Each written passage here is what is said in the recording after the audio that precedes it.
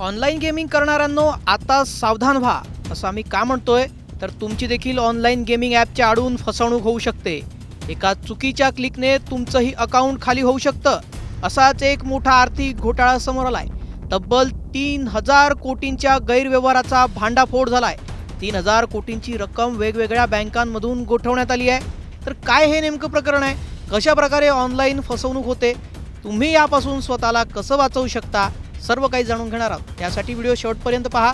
Video आवडला तर news 18 लोकमतला subscribe करायला विसरू नका। आजकाल तरुणाईसह अनेक लोकांना ऑनलाईन गेमिंगचा नाद असल्याचं दिसतंय। मात्र याच ऑनलाईन गेमिंगच्या माध्यमातून अनेकांची फसवणूक पण सुरू आहे। कोकणातील रायगडात असाच एक प्रकार समोर आलाय। तब्बल 3000 कोटींची रक्कम वेगवेगळ्या बँकांमधून गोठवण्यात आली आहे। रायगडच्या अलिबागमधून एका बनावट AM999 परिमॅच आणि मधुर मटका गेमिंग ॲपमधून एकाला 10,000 रुपयांचा गंडा घालण्यात आला। भारमल हनुमान मीना या 38 वर्षाच्या आरोपीला रायगड पोलिसांनी या प्रकरणी अटक केली आहे। तर एका फिर्यादीच्या तक्रारीनंतर हे प्रकरण उघडकीस आलं। तर काय नेमकं प्रकरण आहे, ऐका।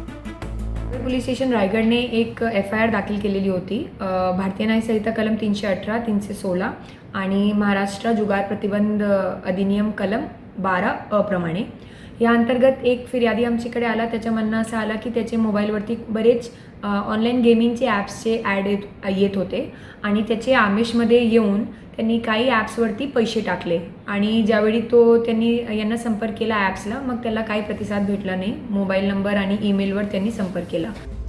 ऑनलाईन गेमिंग फसवणूक प्रकरणात रायगडातली ही सर्वात मोठी कारवाई आहे। पोलिसांनी दिलेल्या माहितीनुसार गेमिंग ॲपच्या माध्यमातून आढळून आलेली तब्बल 3000 कोटींची रक्कम वेगवेगळ्या बँकांमधून गोठवण्यात आली आहे।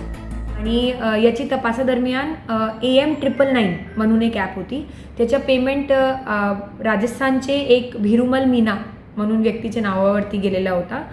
त्याच्या अकाउंटच्या फायनान्शियल अनालिसिस करता असं आढळून आलं की त्याचेच कुटुंबियाचे अजून 8 लोकांचे नावावरती असे प्रकारचे म्यूल अकाउंट्स आहेत।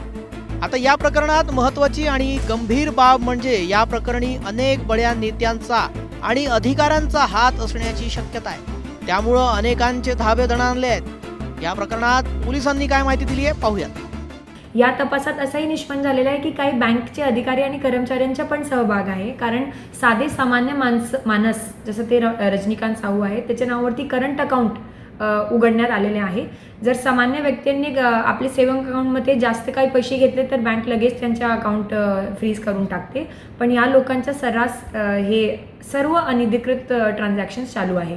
पुढील तपास आमची चालू आहे। आतापर्यंत 19 कोटी रुपये जप्त करण्यात आलेले आहे, फ्रीज। ऑनलाईन गेमिंग प्रकरणी राज्याचे कृषी मंत्री माणिकराव कोकाटे चांगलेच चर्चेत आले होते।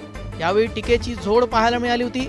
हल्लीच केंद्र सरकारने याबाबत अध्यादेश काढलाय आणि सर्व ऑनलाईन गेमिंग आणि बेटिंग ॲपवर बंदी घालण्यात आली आहे। तरी देखील राज्यात आणि देशात ऑनलाईन गेमिंग ॲपचा सुळसुळाट काही कमी होत नाहीये आणि अशा ॲपमधून अशा प्रकारे कोट्यावधींची फसवणूक ही गंभीर बाब झाली आहे। ऑनलाईन गेमिंग ॲपच्या फसवणुकीपासून तुम्ही कसे वाचू शकता तेही जाणून घेऊयात। कुठल्याही लिंकवर बिना जानकारी क्लिक करू नका। कुठल्याही ॲपवर आपल्या बँकेची माहिती देऊ नका।